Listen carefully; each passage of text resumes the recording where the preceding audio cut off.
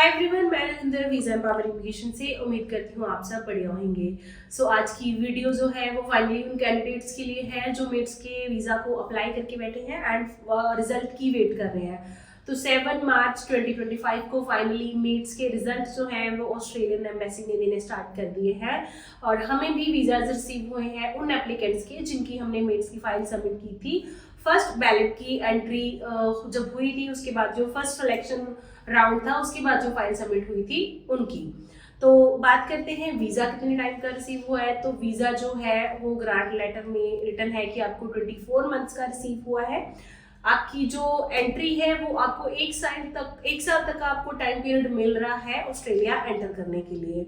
And जब आपकी entry होगी ऑस्ट्रेलिया में तभी से आपका 24 मंथ्स का जो वर्क पीरियड है वो स्टार्ट होगा।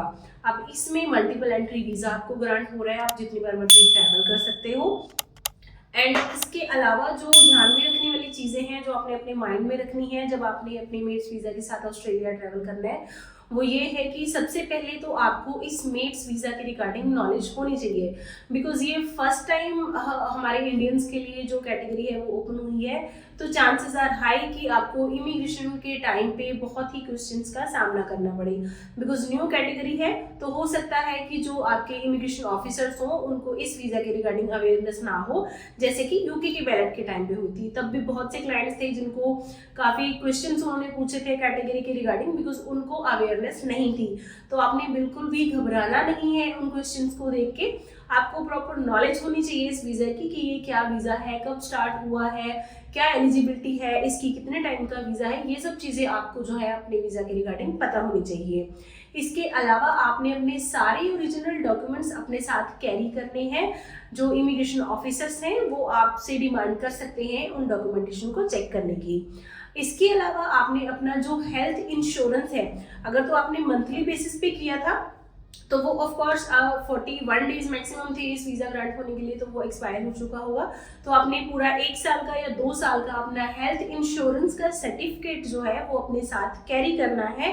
चांसेस आर हाई कि वो आपका सर्टिफिकेट देख सकते हैं। इसके अलावा सबसे इम्पॉर्टेंट चीज़ कि जो आपके फंड्स चाहिए थे रिक्वायर्ड आपके 2 इयर्स के स्टे के लिए वो आपके अकाउंट में मेंटेन होने चाहिए। ऐसा नहीं है कि आपका वीज़ा ग्रांट हो गया है, आपने फंड विड्रॉ कर लिए हैं एंड आप ट्रैवल कर रहे हो, नहीं।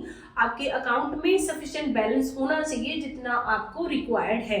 तो वो आपसे आपका स्टेटमेंट के रिगार्डिंग भी क्वेश्चनिंग कर सकते हैं। एंड आपने किसी भी क्वेश्चन का जवाब देते टाइम फंबल नहीं होना है, आपने टेंशन नहीं लेनी है।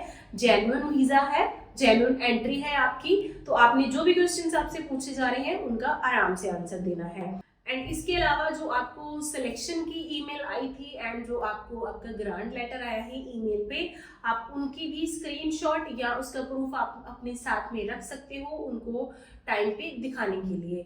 बाकी अगर हम बात करें उन एप्लीकेंट्स की जिनका अब सिलेक्शन हुआ है, उन्होंने फाइल सबमिट करनी है, तो मैंने पहले भी बोला था अगर आपकी यूनिवर्सिटी एलिजिबल है एंड आप 2022 से पहले बाद में पास आउट हो आप तो ही अप्लाई करो, अदरवाइज आपका wastage of time and wastage of money है। बिकॉज बहुत से एप्लीकेंट्स मेरे पास भी थे जिन्होंने बाकी लोगों की बातों में आके फाइल सबमिट की थी इनवैलिड यूनिवर्सिटी के साथ, बट उनको with in 8 to 10 days invalid application करके एम्बेसी से रिस्पॉन्स आ गया था।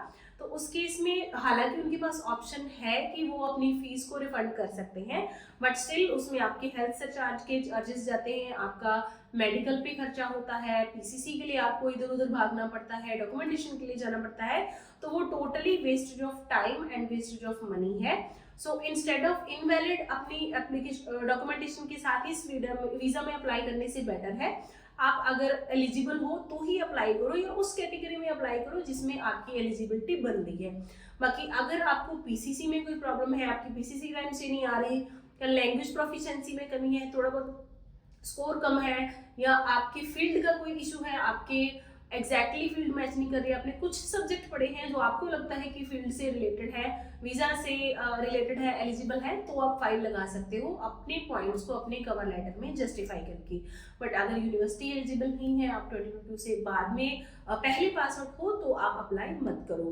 बाकी अगर आपको हमारी हेल्प चाहिए किसी भी तरह के वीज़ा को अप्लाई करने के लिए या गाइडेंस चाहिए, तो आप हमारे गिवन नंबर्स पे कॉल कर सकते हो या हमारे ऑफिस विजिट कर सकते हो। Thank you.